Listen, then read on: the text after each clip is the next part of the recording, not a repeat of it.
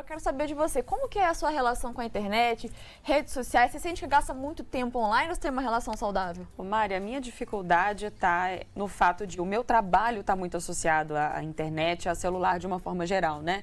Tudo, eu vou agendar uma reunião, ou preciso fazer uma revisão de roteiro, ou qualquer coisa do tipo, estou sempre no computador ou no celular. Então, a minha dificuldade está sendo essa, me desligar para conseguir ter um momento de descanso.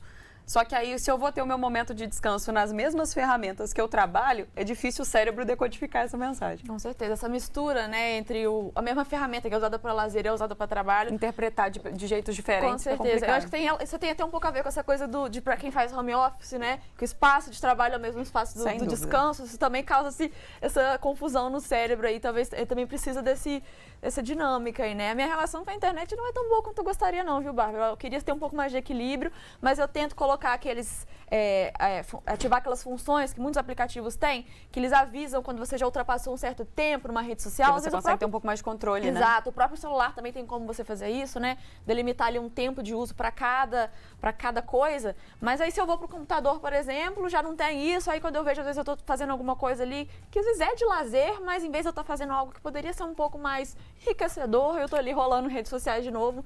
Então eu preciso ficar atento com isso, viu? Até porque o excesso de informação, Mari, ainda que num momento de lazer, é difícil a gente se desligar, né? O nosso ritmo, ele continua acelerado. Aí depois, para conseguir relaxar, pegar no sono, fica ainda mais complicado. E entra naquele loop, né? Quando você vê, você já tá ali rolando tem um tempão e nem se deu conta. Então, precisa de cuidado. E em tempos, né, em que a internet se tornou parte fundamental das nossas vidas, é preciso atenção e equilíbrio para que essa relação com a tecnologia não se torne um vício. E por isso, convidamos o psicólogo Aldir Félix. Um bom dia. Seja muito bem-vindo mais uma vez à Manhã Diversa. Bom dia. Bom dia, gente. Então, antes da gente falar, né, do vício no universo digital, é importante a gente analisar aí, né, que relatórios recentes indicam que o Brasil é um dos primeiros países do mundo em número de usuários da internet. Por que você acredita aí que o brasileiro seja assim tão adepto à internet? Tem alguma relação com a questão cultural? O que faz a gente ser tão conectado? Então, eu acredito que tem alguns fatores, né? Não dá pra gente explicar com um só. Primeiro, a nossa população é muito grande, então isso já facilita um pouquinho a gente ter mais gente acessando. Mas se a gente pegar da virada dos anos 2000 para cá, a gente foi tendo algumas políticas públicas que foi aumentando a condição da sociedade de ter consumo. Então, ficou mais fácil a gente ter acesso a tecnologias, né, dos anos 2000 para cá. Então, a facilidade ao acesso às tecnologias associada a uma questão cultural mesmo, né? O advento das redes sociais lá no início dos anos 2000, né? A gente pode lembrar das redes que já foram, das que estão aí, e o fato do brasileiro gostar de estar a par das coisas que estão acontecendo. Então eu acho que a junção desses fatores foi contribuindo para que a gente tivesse cada vez mais uso de internet, uso de tela, enfim, das mídias de uma forma geral. E Aldir, agora falando exatamente da dependência, né? Como é que a gente consegue saber que está existindo realmente uma dependência digital, né? O que configura um vício? Até pouco tempo atrás a gente não tinha muito claro o vício da internet, né? Então a gente foi pegando alguns critérios do vício em outras drogas, de outras coisas, vício em jogos principalmente. E aí, a partir da CID-11, a gente começou a ter alguns critérios voltados para a internet. Então, por exemplo, se eu gasto muito tempo do meu dia pensando ou planejando quando que eu vou estar na internet, isso é um sinal, né? Se o meu uso ele é de uma quantidade de horas muito grande, e aí eu não estou falando só de trabalho, eu estou falando de um uso global. Se esse uso ele começa a prejudicar a minha vida, então eu deixo de render no trabalho, eu deixo de fazer um trabalho da faculdade, ou se eu sou uma criança, eu deixo de me alimentar. Então, se eu começo a negligenciar partes da minha vida para ficar na internet, isso também é um sintoma. Se eu fico longe da internet durante um tempo e eu começo a sentir abstinência, eu fico querendo a internet, né? Tem pessoas que não conseguem ficar 30 minutos longe do celular. Isso também é um sinal de vício. E se eu fico pensando muito, quando eu estou na internet, eu estou usando, navegando, fazendo várias coisas ali, e quando eu não estou usando, eu estou pensando em usar. Eu estou planejando a próxima vez que eu vou usar. Então, o gasto de tempo que eu tenho na minha vida pensando no uso da internet, isso vai ajudar a gente a configurar vício. Eu acho que isso se torna ainda mais difícil nesse contexto que a gente vive, como a gente conversou, né? Em que, às vezes, a gente tem que usar a internet para questão de trabalho, de estudo, enfim, Contato, em geral, né? Exato, a gente precisa da internet para essas coisas, então a pessoa que já está nesse estado aí dessa dependência, imagino que deva ser ainda mais difícil, né? Porque se ela tem que estar ali na internet, até mesmo nos horários em que ela está trabalhando ou estudando, né? Essa saída desse espaço virtual se torna ainda mais difícil, né? Com certeza. Né, é o que vocês estavam falando, né? De trabalho com internet, estou na internet, e aí na minha hora de lazer, para onde que eu vou? Para a internet. Né, eu começo a misturar, eu não sei mais onde que termina a minha função e onde começa o meu lazer, onde termina o meu lazer e começa o meu trabalho. E aí, por isso, a gente tem esses prejuízos na vida profissional. Né? Então, estou ali na minha empresa, estou trabalhando de home office, e aí, de repente, eu vejo um vídeo. E aí, daquele vídeo, eu vou para outro vídeo, dali eu estou na rede social, dali eu estou não sei aonde, e aí a minha função que eu estava fazendo eu deixei de lado. Então, isso é um ótimo indício para a gente perceber que a internet está sendo prejudicial. O uso que eu estou fazendo não está sendo um uso muito bacana para o meu dia a dia. E também as reações do nosso corpo, né, Mari, que são imediatas. Eu, às vezes, me sinto cansada sem necessariamente estar cansada. Ou me sinto ansiosa, dá quase uma aflição, né? Porque toda a dinâmica da tecnologia, ela é muito acelerada, né? Você vai rolar um feed, ou você vai ler uma notícia, tudo, o movimento ele é muito rápido. Sim. Então, eu me sinto automaticamente acelerada enquanto estou usando. Então, assim, eu não preciso nem ir muito longe. Eu já sei naquele momento que não está me fazendo tão bem. Perfeito. E isso a gente consegue perceber, né? É muito fácil. Se vocês pegarem as atualizações dos aplicativos, antigamente você rolava o feed, acabava. Agora é infinito. Né? Seja de uma rede de vídeo, seja na sua rede social. Né? É infinito. E isso vai gerando uma dependência química mesmo. Tá? O cérebro ele quer aquela recompensa de um novo vídeo. E os vídeos foram ficando cada vez mais curtos. Porque o que me interessa agora não é o conteúdo do vídeo, mas sim eu terminar de assistir um vídeo para ver outro. Né? Então isso vai gerando também uma dependência química no cérebro. Não é só uma questão psicológica, também tem uma questão biológica associada aí. E o corpo ele vai dando outros sinais. Então, se eu gasto muito tempo de internet, eu não pratico atividade física. Então, meu corpo vai apresentar dores que antes ele não apresentaria. Então, dores nas costas, dores aqui nessa região do pescoço, ombros, joelho. Então, assim, as pessoas começam a apresentar dores e falam, porque é da idade. Não, é por causa de postura, por conta do celular. Né? Então, eu estou no celular, eu estou aqui assim, durante horas. Se eu estou no computador, eu também estou durante horas na mesma posição. Então, o corpo vai dando outros sinais também.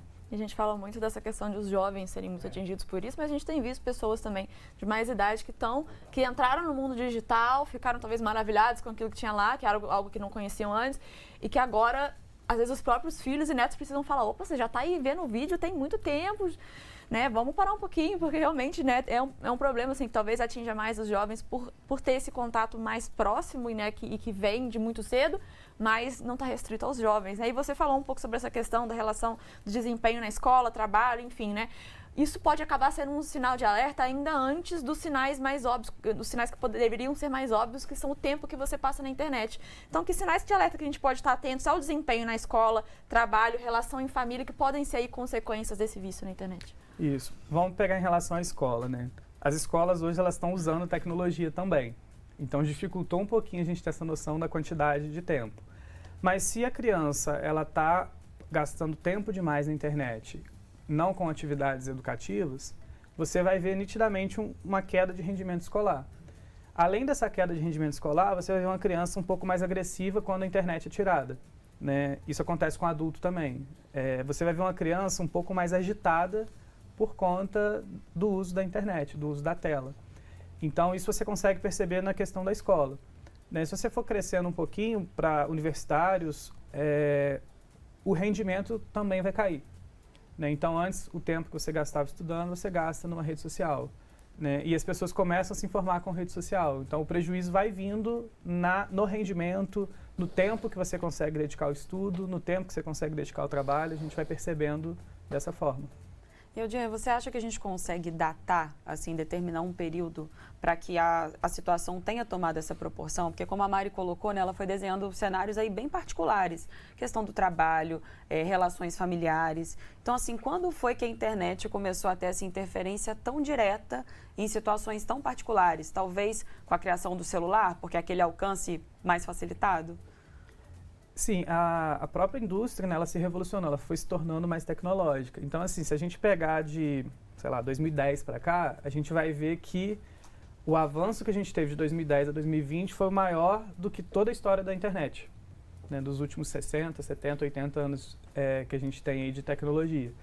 Porque as coisas estão mais aceleradas. Então, se a gente datar ali de 2010 para cá, a gente vai ter o advento do smartphone, que aí, de fato, universalizou o uso da internet.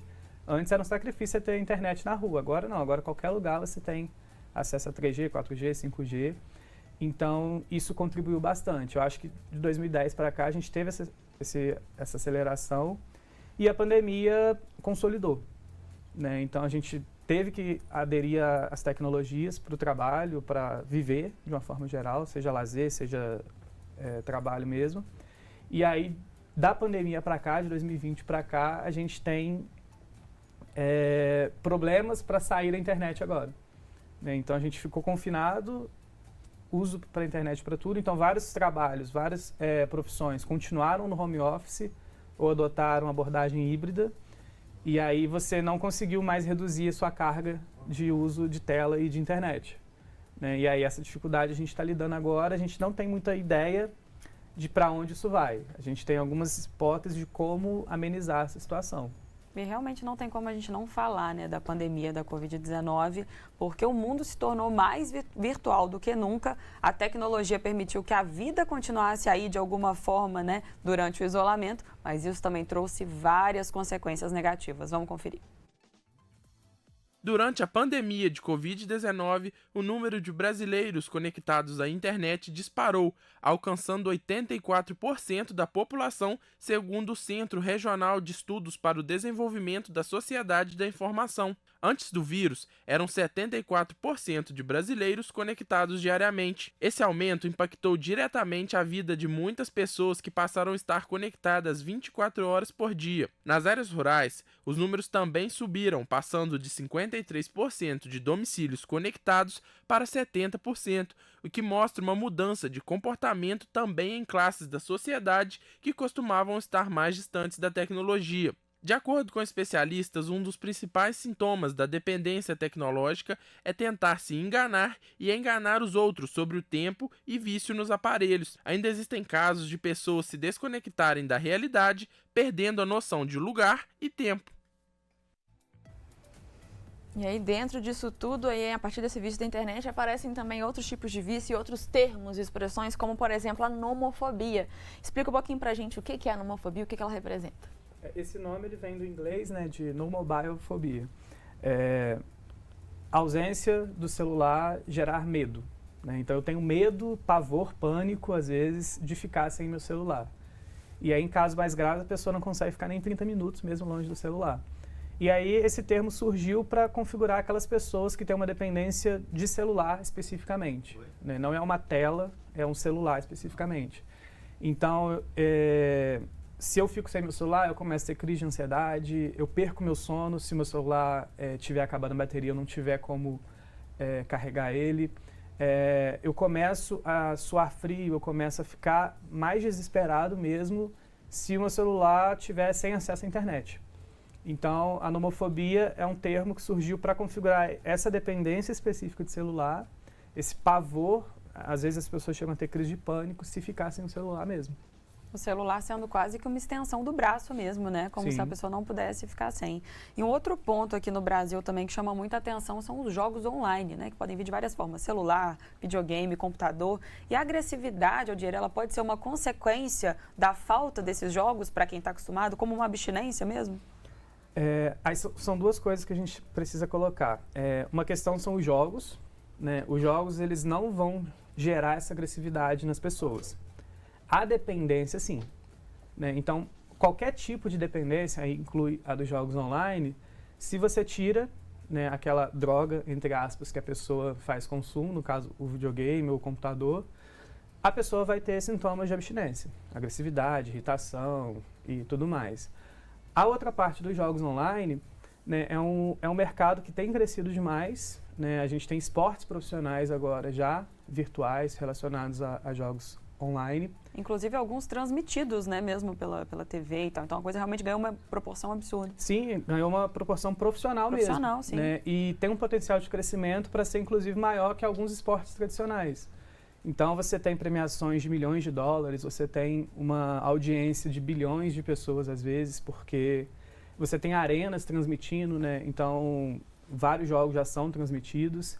Então, assim, é um esporte que está surgindo e que interessa muitas pessoas jovens, porque é um acesso mais fácil, é um videogame, então aquela pessoa que não gosta muito de, sei lá, jogar um futebol, ela gosta de jogar um videogame. E se ela for boa naquilo, ela pode ser recrutada para uma equipe. E aí a gente tem toda uma discussão agora na psicologia dos e-sports sobre qual que é o uso saudável, quando que você identifica uma pessoa que está com vício no jogo online para uma pessoa que está tentando uma carreira profissional no jogo online. Né? Porque você também tem um esporte de alto rendimento de jogos online. Então, assim, a agressividade ela não está relacionada ao jogo.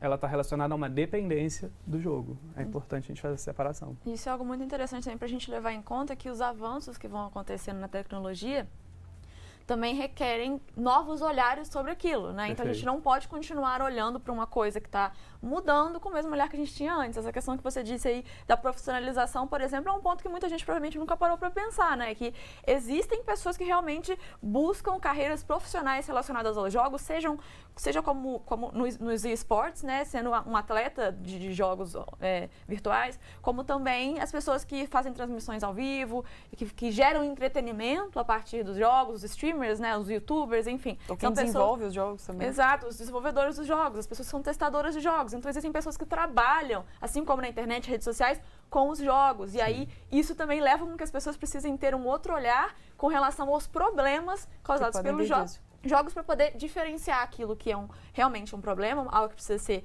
olhado com atenção, daquilo que tá ali, pode parecer para quem olha de fora muito semelhante, porque a pessoa tá ali na frente do computador ou do videogame o dia todo, mas é um cenário muito diferente. Então, assim, a gente abriu nossos olhos nesse sentido dessas mudanças que precisam mudar o nosso olhar também, para a gente identificar novos problemas, mas também identificar situações que parecem um problema, mas que não necessariamente são, né? Então, aí... E estarmos preparados para isso. Exatamente. Então, realmente, assim, vai muito além do que a gente imagina, né? Perfeito. E a cozinha e outras atividades, de uma forma geral, podem ser também uma excelente ferramenta e uma forma da gente sair um pouco desse universo digital, né? Perfeito. Né? Atividades analógicas ou fora das telas, no geral, elas vão ajudar a gente. Então, uma caminhada, né, um esporte, cozinhar, limpar a casa, enfim, coisas fora das telas, de uma forma geral, elas vão ajudar a gente a dar um descanso para o nosso cérebro, para a nossa cognição, porque a gente está com excesso de informação. Né? A gente está tendo que processar uma quantidade cada vez maior de informação. E aí, às vezes, a gente deita na cama e não consegue dormir, porque a cabeça continua funcionando, né? Muita coisa para processar. Então, sair um pouquinho das telas ajuda bastante. Você falou um pouco dessa questão do sono, né? Que muitas vezes pode ser um sinal de um problema que a própria pessoa não está percebendo. E eu queria saber justamente isso. Se existem outros sinais e atitudes que a pessoa começa a adotar que podem estar relacionados com esse vício à internet e que talvez não sejam diretamente relacionados. Por exemplo, um problema no sono, outros problemas que você inicialmente não associa a isso, mas que podem estar relacionados. Por exemplo, na hora de comer. Né? Então, assim, se eu estou comendo e eu estou mexendo no celular, estou usando aquele tempo para responder uma mensagem, né? É um sinal de um uso que está passando para outras atividades. Né? O momento de comer é o momento de eu estar aproveitando a minha refeição ali e não de estar conectado. Outras coisas que a gente pode perceber, as pessoas estão dirigindo e estão no celular. Né? Ou estão respondendo mensagens, estão fazendo alguma coisa no celular.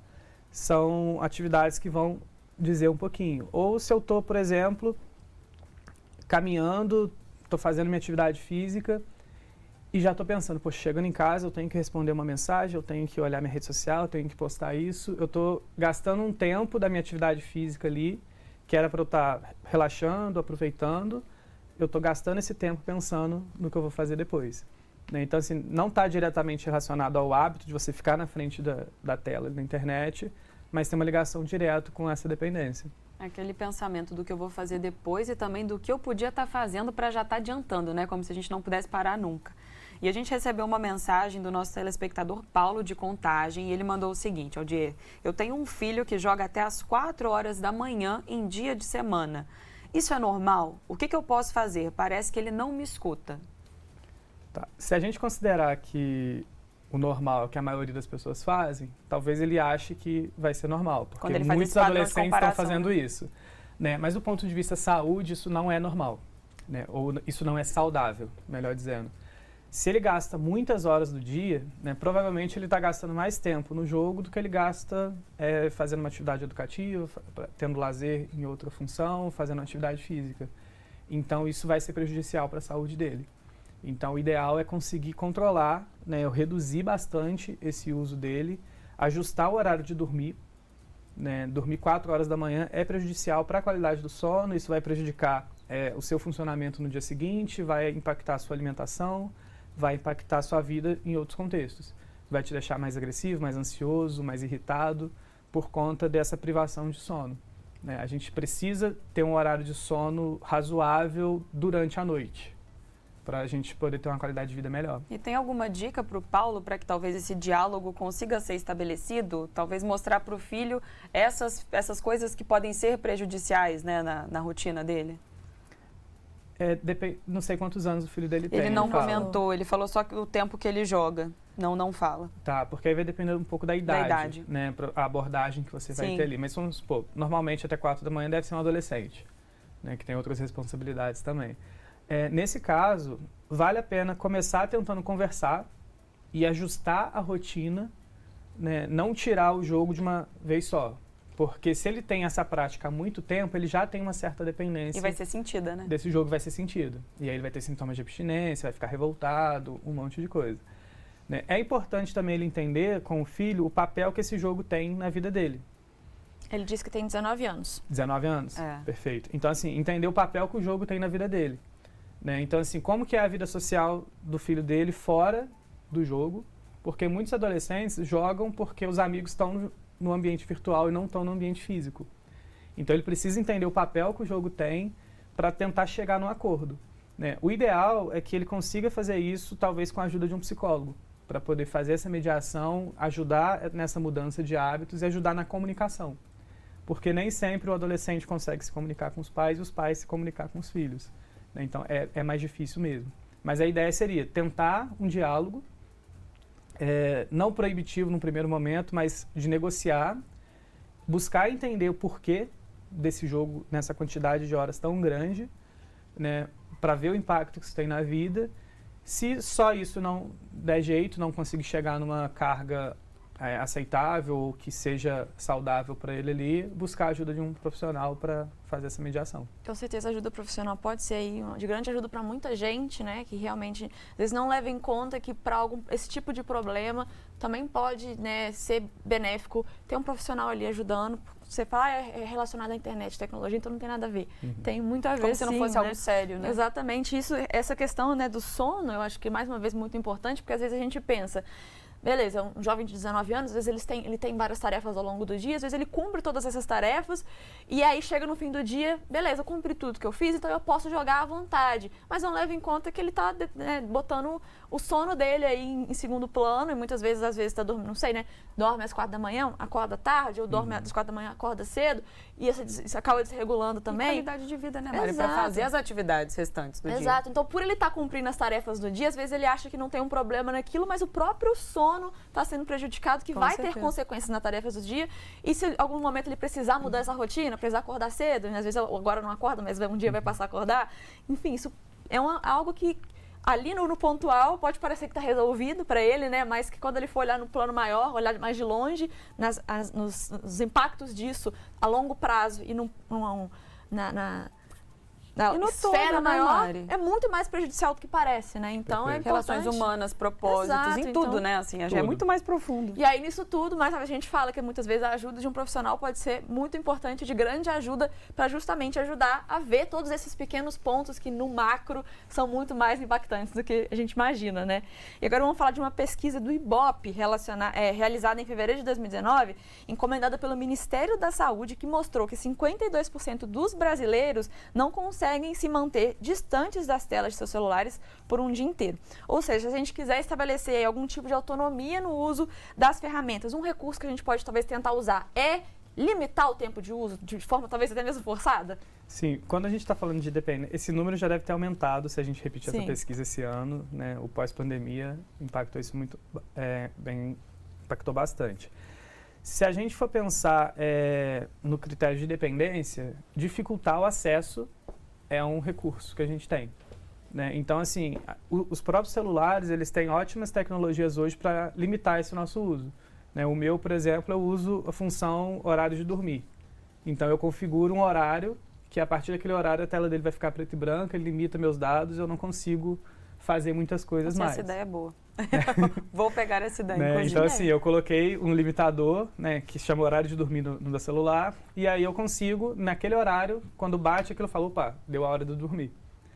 Então, não posso me estender muito mais. Então, tem esses recursos, né? Todos os celulares mais modernos, hoje em dia, eles têm alguns aplicativos de saúde. Então, você consegue configurar esses aplicativos para reduzir o seu consumo. Então, assim, se você está consumindo, né, o seu celular 6 horas diárias, é muito tempo, se você não trabalha com o seu celular, né? Então, assim, determinar a quantidade de tempo de uso ainda é um pouco problemático, porque a gente trabalha também usando o celular. Agora, você consegue limitar o tempo de uso de lazer. Isso é importante, porque é o lazer que vai te dar o prazer de estar naquela tela. E aí você precisa desse prazer para continuar querendo usar e aí dar o gatilho para uma série de outras dependências, né? Então, assim, tentar limitar, evitar.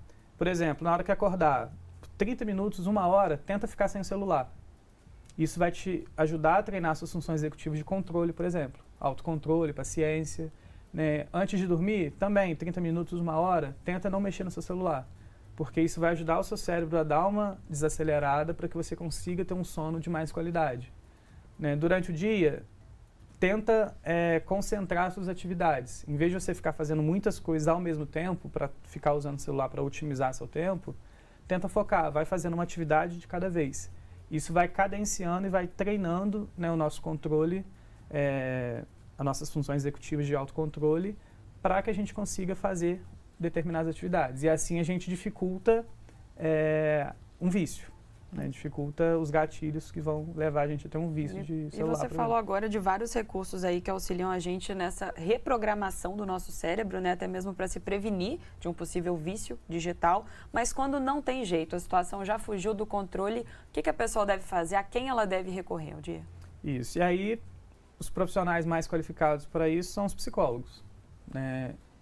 E aí o psicólogo ele vai conseguir avaliar, por exemplo, a necessidade de uma medicação. Se tiver necessidade de medicação, o psicólogo encaminha aquele paciente para um psiquiatra, né? Se tiver necessidade de uma avaliação mais profunda, neurológica, ele pode encaminhar para o neurologista, para o neuropsicólogo, para fazer uma avaliação cognitiva.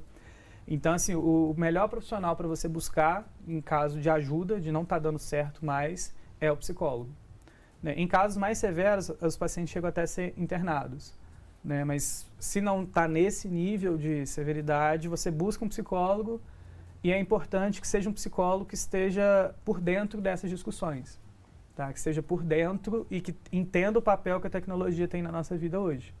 Porque mesmo dentro da psicologia, a gente ainda tem os psicólogos que entendem o papel da tecnologia e tem aqueles psicólogos que são aversos completamente à tecnologia. Então, eles também não vão ser muito aconselhados para lidar com isso. Porque na hora que a gente fala de uso saudável para poder cuidar dessa dependência, são muitos fatores que a gente tem que levar em consideração. Então, é um atleta de jogo virtual, o uso saudável dele vai ser diferente, né? É uma pessoa que faz um uso esporádico de rede social, o uso dela vai ser diferente. É uma pessoa que trabalha de home office 8 horas por dia na frente de uma tela, o uso vai ser diferente. Então, assim, o psicólogo que está por dentro desse consumo das tecnologias e sabe dessas tecnologias, ele consegue atuar melhor com esse tipo de paciente. Ou seja, a própria tecnologia tem ferramentas para ajudar a gente a usar a tecnologia com mais equilíbrio, quando a gente está numa situação ainda de controle, mas a ajuda profissional pode ser fundamental aí para ajudar muita gente a mudar um cenário. Mas agora vamos falar um pouco desse uso equilibrado, né? A internet traz vantagens e desvantagens, facilidades, né? Coisas que realmente, como a gente disse, se tornou parte da nossa vida e agora inseparável da nossa realidade, né? Então, como que a gente pode assumir aí o controle dessa ferramenta de forma que a gente controle ela e não o contrário, né? De forma aí equilibrada e saudável. E para não colocá-la nesse lugar de vilã, né? Porque a ferramenta está aí, Exatamente. mas a gente que determina como ela vai ser utilizada. Exato. E aí isso é extremamente difícil, né? Porque cada pessoa tem um tipo de rotina. Então, assim, a gente precisa adequar o uso da tecnologia à rotina daquela pessoa. Mas, no geral, se eu consigo colocar alguns limitadores no tempo de uso, se eu olho lá no meu celular e eu estou fazendo uso dele 5 horas diárias, né, e eu tenho 8 horas de sono, eu estou consumindo meu celular uma grande parte do meu tempo acordado. Então, isso não é saudável, não vai ser saudável. Né? Olhar os tipos de aplicativos que eu consumo mais. Estou consumindo muito rede social, isso vai me deixar mais ansioso, vai me despertar padrões de comparação, vai me trazer uma série de prejuízos para a minha saúde. Né? Eu faço uso de aplicativos de saúde, tem gente que usa aplicativos de saúde, então eu uso com meus pacientes aplicativos para ajudar no controle de ansiedade. Muito bacana, mas eu não vou usar esse aplicativo com uma pessoa que tem dependência de internet, que tem dependência de uma tela. Eu preciso dar outros mecanismos fora da tela. Então, o que eu posso fazer? Eu posso tentar outras atividades que não dependam de tela. Então, eu vou fazer uma atividade física, eu vou aprender uma nova habilidade, vou fazer, sei lá, artesanato. Eu vou dar preferência para encontros presenciais com os meus amigos, né? Então, eu vou sair presencialmente com os meus amigos. Eu vou buscar no meu trabalho ter contato com as pessoas. Em vez de eu mandar um e-mail, eu vou ali na salinha da pessoa e pergunto o que eu queria perguntar por e-mail. Né? Eu buscar ter contatos mais presenciais. Sair um pouquinho das telas. Quanto mais eu faço isso, eu vou ver que menos dependente eu fico da tela. Né? Porque eu consigo levar a minha vida, eu vou perceber que eu vou ficar menos ansioso fazendo isso, então eu consigo ter um uso mais saudável. Mas assim, isso tem que ser ajustado para a realidade de cada um. E esse processo vai se desenhando nos detalhes, né? Nos detalhes. Obrigada, viu, Aldir? Aldir Félix, psicólogo, que está aqui alertando a gente sobre situações que realmente configuram já como vício digital, né?